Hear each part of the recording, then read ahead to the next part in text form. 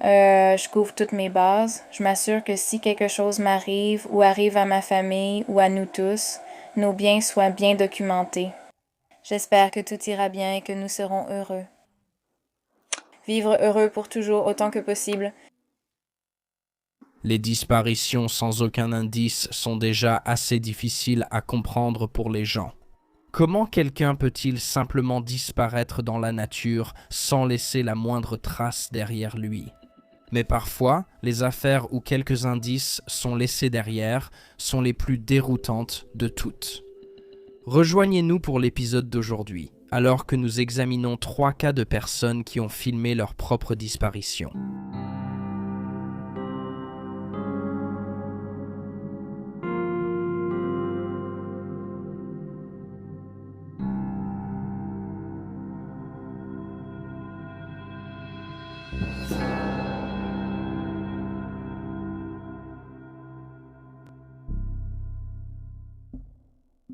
Chris Kremers et Lisanne Froon. Chris Kremers, âgé de 21 ans, et Lisanne Froon, âgée de 22 ans, sont arrivés au Panama le 15 mars 2014. Les deux amis étaient récemment diplômés de l'université, avaient grandi à Amersfoort, aux Pays-Bas, et avaient passé 6 mois à économiser et à planifier leur voyage. Là-bas, elles espéraient apprendre l'espagnol, faire du bénévolat auprès d'enfants et aider les communautés locales. Elles ont passé 2 semaines à visiter le Panama avant d'arriver dans la ville montagneuse de Boquet le 29 mars, où elles allaient loger chez une famille locale et passer du temps avec les enfants de la ville. Mais c'est ici que le voyage du duo a pris une tournure sombre. Le matin du 1er avril vers 11h, le duo est parti en randonnée dans les forêts entourant le volcan Barú. Pendant des heures, ils ont parcouru la nature sauvage, mais plus tard dans la nuit, les parents de Lisanne ont cessé de recevoir des messages de sa part. Les deux amis tenaient leurs familles informées chaque jour, donc ce silence soudain a inquiété leurs proches. Le lendemain matin, le duo a manqué un rendez-vous qu'ils avaient avec un guide local, ce qui a alarmé leur famille d'accueil et les a poussés à contacter les autorités. Quelques jours plus tard, le 6 avril, leurs parents sont arrivés au Panama, accompagnés de détectives néerlandais qui ont travaillé avec les enquêteurs locaux pour mener une recherche approfondie dans la forêt où elles étaient parties en randonnée. La recherche a duré plus d'1 semaine et s'est terminée lorsque leurs parents ont offert une récompense de 30 000 $ pour toute information permettant de les retrouver. Mais l'argent n'a pas été réclamé. Il n'y avait aucune trace, ni de Lisanne ni de Chris pendant les 10 jours de recherche. Leurs familles ont commencé à craindre le pire. Le premier élément de preuve dans cette affaire est apparu plus de 2 mois plus tard, le 14 juin, lorsqu'une femme du coin a remis le sac à dos de Lisanne. Il avait été retrouvé près de la berge d'une rivière, non loin de son village d'Alto Romero. Le sac contenait 2 paires de lunettes de soleil, 83 $ en espèces, la carte d'assurance de Lisanne, une bouteille d'eau, son appareil photo numérique, 2 soutiens-gorge et les téléphones des 2 femmes qui étaient en bon état de fonctionnement. Leurs relevés d'appel ont montré que 6 heures après leur départ, dans la matinée du 1er avril, quelqu'un utilisant le téléphone de Chris a composé les services d'urgence. Un autre appel a été passé 10 minutes plus tard, à 16h51 depuis le téléphone de Lisanne. Cependant, aucun des 2 appels n'a abouti en raison de la mauvaise réception du réseau. La batterie du téléphone de Lisanne s'est finalement épuisée plusieurs jours plus tard, le 4 avril, et l'appareil n'a plus jamais été utilisé. Le téléphone de Chris n'a pas passé d'autres appels non plus, mais il a été allumé à plusieurs reprises, ce que les autorités pensent être une tentative de recherche de signal. Il a été allumé pour la dernière fois le 11 avril à 10h51 du matin. Il est resté allumé pendant environ 1 heure et a été éteint à 11h56 du matin. Certains rapports indiquent que sur les 77 appels passés, un seul a abouti et il a été interrompu après seulement quelques secondes. Le canon de Lisanne est sans doute la pièce à conviction la plus troublante de l'affaire, montrant leurs derniers jours dans la jungle. Les images du 1er avril montraient qu'ils avaient pris un sentier au point de vue de la ligne de partage des eaux continentales, puis s'étaient aventurés dans la nature. D'autres photos prises le 8 avril montraient qu'ils étaient profondément dans la jungle, dans l'obscurité. Les images capturées portaient des horodatages entre 19h et 22h, et le flash de l'appareil photo avait été utilisé. Certaines photos laissaient penser qu'ils étaient près d'un point d'eau, probablement une rivière ou un ravin, tandis que d'autres montraient des images banales comme une brindille et des sacs en plastique posés sur un rocher, une sangle de sac à dos et l'arrière de la tête de Chris. Certains ont émis l'hypothèse qu'ils utilisaient le flash pour éclairer la zone, effrayer les animaux, ou peut-être même essayer d'attirer l'attention. Après la récupération du sac à dos de Lisanne, une fouille a été menée dans la zone où il avait été retrouvé dans l'espoir de retrouver enfin les deux femmes. Au début, le short en jean de Chris était la seule chose retrouvée, posé sur un rocher sur la rive opposée du ruisseau, à quelques kilomètres de l'endroit où le sac à dos avait été aperçu.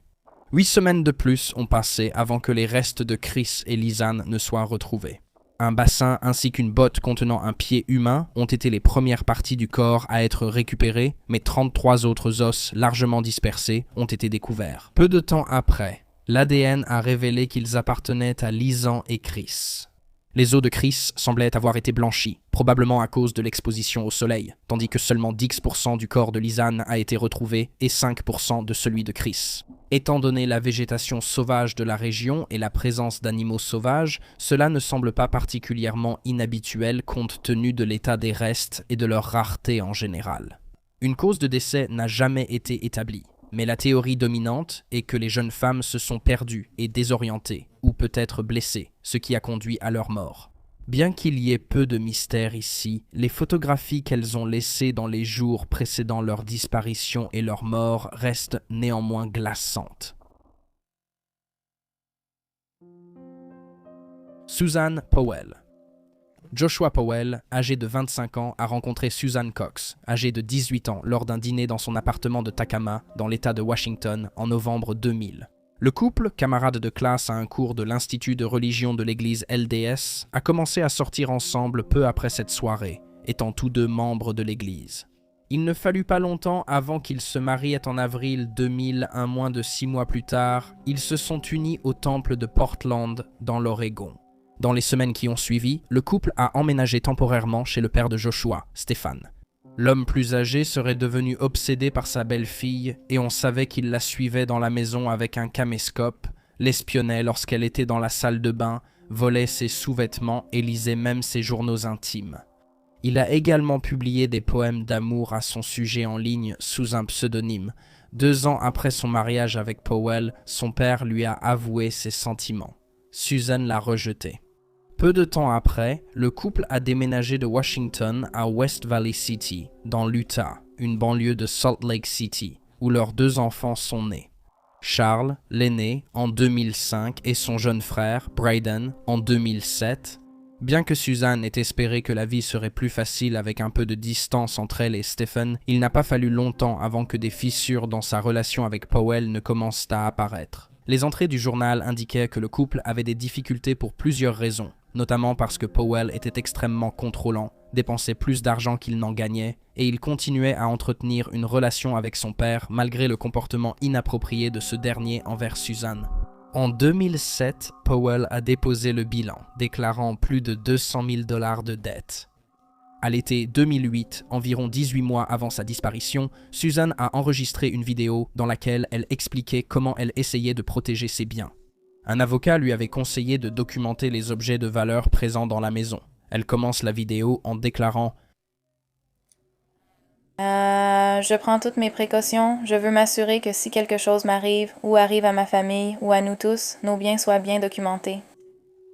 J'espère que tout ira bien, que nous serons tous heureux et vivre heureux aussi longtemps que possible. » À cette époque, elle a également rédigé un testament dont son mari n'était pas au courant, dans lequel elle déclarait « Je veux qu'il soit consigné qu'il y a une grande tourmente dans notre mariage, et si je meurs, ce ne sera peut-être pas un accident, même si cela en a l'air. » Susan a été vue pour la dernière fois par une amie vers 17h le 6 décembre 2009 à son domicile. Le lendemain, toute la famille a été signalée disparue car ils étaient injoignables. La mère de Powell et sa sœur séparée, Jennifer, sont allées à la maison pour les chercher, après avoir appris que ni Braden ni Charlie n'avaient été déposés à la garderie ce matin-là comme prévu. Cependant, comme personne ne répondait à la porte, la police a été appelée. Les policiers ont forcé l'entrée de la maison et vu quelque chose d'étrange. 2 ventilateurs soufflaient sur une tache humide du canapé, sans aucune trace de la famille. Il est à noter qu'il ne semblait pas que Susan soit partie de son propre gré, car son sac à main, son argent et sa carte d'identité avaient été laissés à l'intérieur de la maison. Son téléphone portable a été retrouvé dans le véhicule que le couple partageait. Powell est rentré chez lui avec les enfants plus tard dans la journée, vers 17h, et a été immédiatement emmené au poste de police pour être interrogé. Il a affirmé que la dernière fois qu'il avait vu Suzanne, elle dormait. C'était dans la nuit du 6 décembre, il a prétendu avoir emmené les garçons camper cette nuit-là.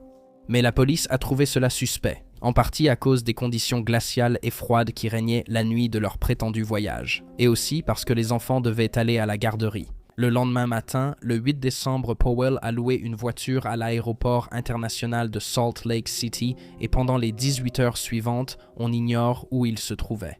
Les enquêteurs ont découvert plus tard que la voiture avait parcouru plus de 800 miles pendant le temps où il en avait la possession. Les enquêteurs, suspicieux, sont retournés au domicile familial le 9 décembre où des traces de sang de Susan ont été découvertes sur le sol. Les autorités ont également trouvé plusieurs documents importants, dont une police d'assurance vie que Powell avait souscrite pour un montant total de 1,5 million de dollars et une lettre manuscrite. La mère de 2 enfants, âgée de 28 ans, avait laissé derrière elle une lettre dans laquelle elle exprimait sa peur pour sa vie. Au cours de leur enquête, la police a également fait plusieurs autres découvertes, bien que celle-ci n'ait pas été rendue publique avant 2012. Ils ont constaté que Powell avait liquidé les fonds de retraite de Suzanne après sa disparition, annulé ses séances de chiropractie et retiré les enfants de la garderie. Ils ont également appris par ses collègues qu'il avait déjà parlé de cacher un corps dans un puits de mine abandonné dans le désert. Quelques semaines après la disparition de Suzanne, un enseignant de Charlie a rapporté que l'enfant avait dit que sa mère était morte. De façon troublante, les parents de Suzanne ont appris qu'à la garderie, Braden avait dessiné une image d'une camionnette avec 3 personnes à l'intérieur et avait dit à ses éducateurs « Maman était dans le coffre ». Lorsque les enquêteurs l'ont interrogé, Charlie leur a dit que les enfants étaient effectivement partis en camping, mais que Suzanne était partie avec eux et n'était jamais revenue. À ce moment-là, Powell avait cessé de coopérer avec les enquêteurs et, en décembre 2009, il a été désigné comme une personne d'intérêt dans l'affaire. Ce même mois, il a emmené les enfants chez son père pour passer du temps avec lui pendant les vacances. En janvier 2010, lui et son frère Michel sont revenus pour emballer la maison familiale car ils prévoyaient de déménager dans la même ville que leur père. Là-bas, Powell partageait une maison avec les 2 garçons, ainsi qu'avec Stéphane, Michel et 2 de ses autres frères et sœurs, Jean et Aline. À cette époque, un site web sur la disparition de Suzanne est apparu sur Internet, affirmant que Powell était victime d'une campagne de diffamation organisée par ses beaux-parents, sa sœur séparée et l'église SDJ. On pense que le site web a été créé par la famille Powell, et les messages ont été rédigés par Powell et Stéphane. Les 2 hommes ont affirmé l'année suivante que Suzanne avait abandonné la famille à cause de problèmes de santé mentale et était partie avec un autre homme. En 2010, les enquêteurs ont surveillé Powell, mais ont également commencé à examiner les antécédents de Stéphane. Selon son ex-femme, la mère de Powell, la famille était très dysfonctionnelle. Stéphane montrait régulièrement de la pornographie aux garçons, et il refusait de limiter leur comportement incontrôlable. Powell était un jeune particulièrement destructeur, ayant déjà tenté de se suicider, menacé sa mère avec un couteau et tué plus d'un animal de compagnie, un gerbille. Les autorités ont également appris à ce moment-là l'obsession de Stéphane pour Suzanne, qui a été portée à leur attention par un ami de la famille.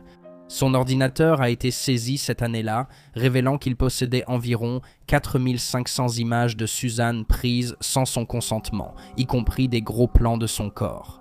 En septembre, il a été arrêté pour des accusations de pornographie juvénile et de voyeurisme après qu'il a été découvert qu'il filmait en secret de jeunes filles et des femmes, y compris Suzanne.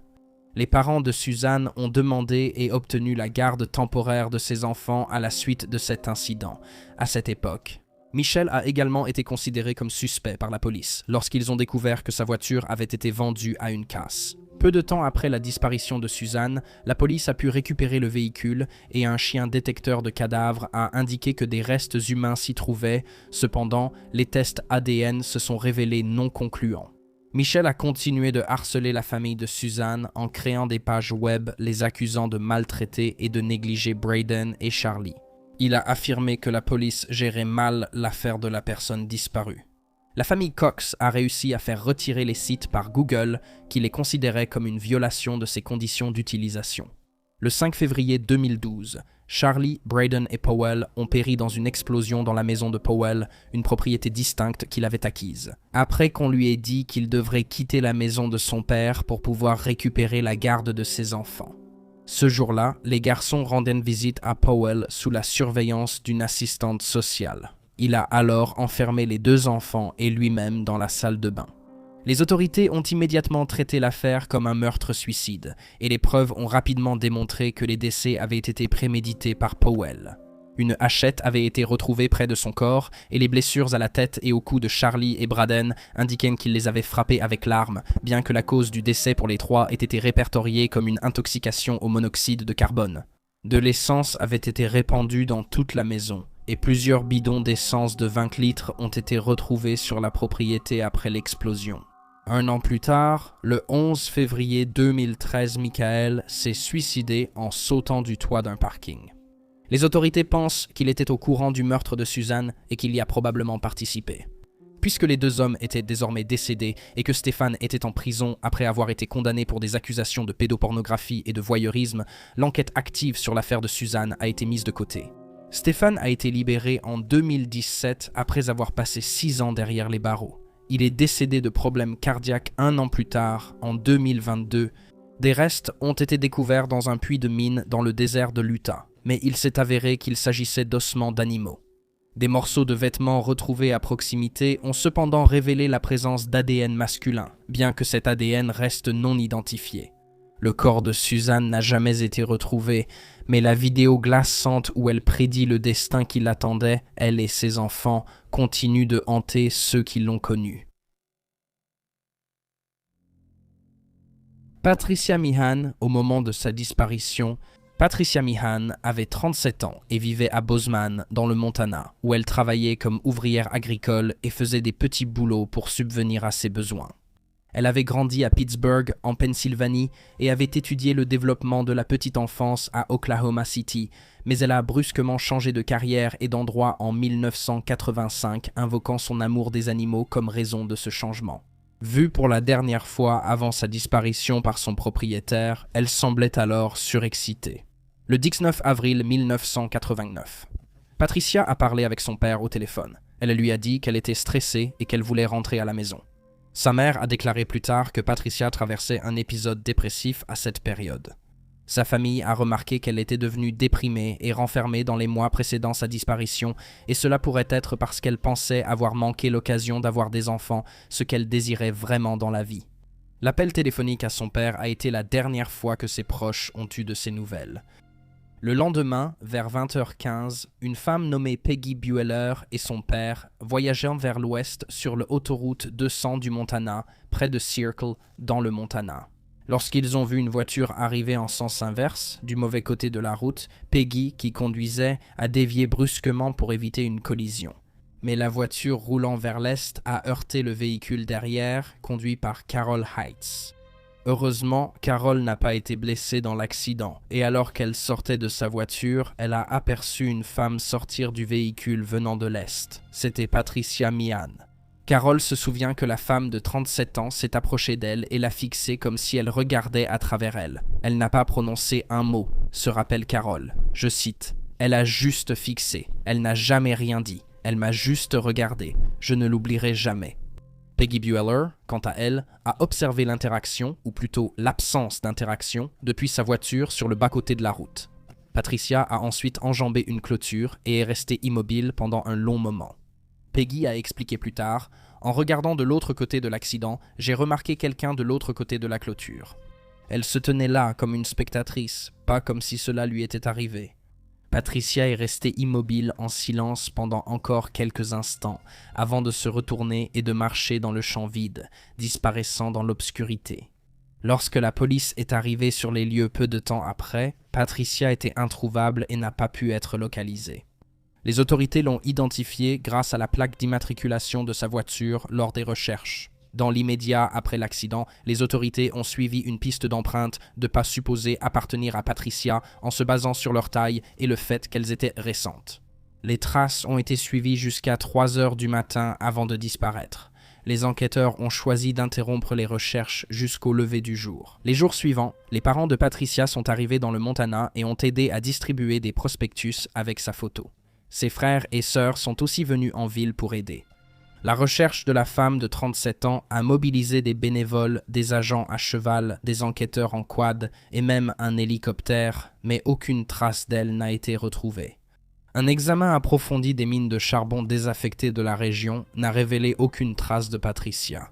À ce jour, on ne sait toujours pas pourquoi Patricia se trouvait dans la région où elle a disparu, car le lieu de l'accident se trouvait à environ 640 km de chez elle, à Bozeman.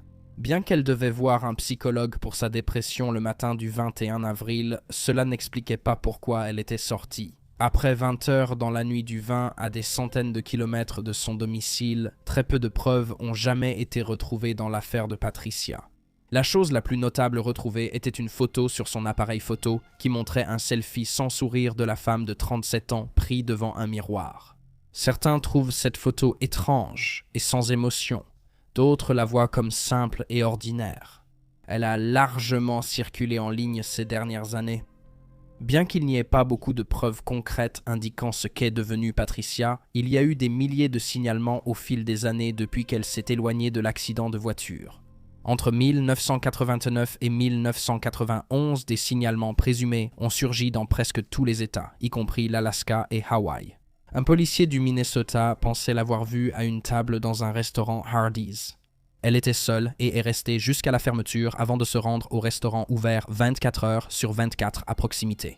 Lorsqu'elle a été interrogée par le policier, elle a refusé de donner son nom et a donné des déclarations contradictoires sur ses origines, affirmant à un moment être originaire du Colorado, puis à un autre moment être une ressortissante israélienne. 2 autres signalements ont été rapportés le lendemain, l'un à Sioux Falls dans le Dakota du Sud et un autre à Murdoch dans le Dakota du Sud 12 heures plus tard. En mai, une serveuse a déclaré avoir vu Patricia à Bozeman dans le Montana où elle vivait au moment de l'accident. Citation. « Patty est entrée par la porte et voulait être installée rapidement et servie rapidement. Elle m'a dit « Je suis pressée » et j'ai répondu « Eh bien, nous servons le petit déjeuner en 10 minutes, vous serez sorti très rapidement. » Puis je lui ai dit « Vous devez sûrement aller au travail à 9 heures. Il était environ 8h30. » Elle a répondu « Non, je vais juste faire du shopping. » Je ne comprenais pas pourquoi c'était si important pour elle d'être là exactement à 9 heures pour aller faire du shopping. Elle était tellement pressée. La serveuse a ajouté que la femme de 37 ans semblait très désorientée et dans la lune. Elle a remarqué qu'elle se parlait à elle-même et a déclaré qu'elle regardait principalement par la fenêtre et observait les gens passer pendant qu'elle était assise au restaurant. En juin 1989, plus de 25 signalements avaient été rapportés à la police. 3 d'entre eux ont été confirmés par les enquêteurs. En 1990, une femme a été arrêtée dans l'Idaho pour avoir jeté des déchets, et l'officier qui l'a arrêtée a trouvé qu'elle ressemblait étrangement à Patricia. Cependant, les empreintes digitales ont montré qu'il ne s'agissait pas de la même personne. Les enquêteurs soupçonnent que Patricia a quitté la zone où l'accident s'est produit, soit en se cachant dans un camion de foin qui a été aperçu à environ 1 km du lieu de l'accident, soit en prenant un véhicule avec un inconnu. Le psychologue Don LaPlante s'est entretenu avec Mystère non résolu, qui a diffusé un épisode sur son affaire en novembre 1989, et il a conclu « Il semble que Patricia traversait une période très difficile de sa vie et qu'elle a été impliquée dans un accident assez dramatique qui aurait pu entraîner une blessure à la tête. La combinaison de ces facteurs a peut-être provoqué une amnésie. Elle ne sait pas qui elle est, a perdu la mémoire de son passé et parcourt le pays à la recherche de son identité. » La police et les proches de Patricia pensent également qu'elle pourrait souffrir d'amnésie et qu'aucun acte criminel n'est suspecté dans son cas. Il est possible qu'elle soit toujours en vie, mais qu'elle n'ait aucun souvenir de qui elle est ou de sa vie. Avant l'accident, en 2011, une image composite d'une femme retrouvée en Colombie-Britannique a été rendue publique, et plusieurs détectives amateurs pensaient qu'elle ressemblait à Patricia. Cependant, la police a enquêté sur cette piste et l'a écartée du dossier. Patricia Meehan est toujours portée disparue. Elle avait 37 ans lorsqu'elle a disparu de Circle, dans le Montana, le 20 avril 1989. Elle est une femme blanche aux cheveux blonds, yeux gris-vert et taches de rousseur. Elle mesure 1,60 m et pesait entre 50 et 53 kg lorsqu'elle a disparu. Les membres de sa famille notent qu'elle parle très doucement et utilise le surnom Patty. Lorsqu'elle a été vue pour la dernière fois, elle portait un manteau marron, un jean et des baskets montantes. Si elle est toujours en vie, elle aurait 73 ans. Toute personne ayant des informations concernant l'affaire de Patty peut contacter le bureau du shérif du comté de Macomb au 406 485 345. Et voilà les faits. N'hésitez pas à laisser un commentaire ci-dessous avec vos propres théories et spéculations et n'oubliez pas d'aimer cette vidéo et de vous abonner pour soutenir la chaîne. Merci d'avoir regardé. Restez vigilants, restez en sécurité et on se retrouve la prochaine fois.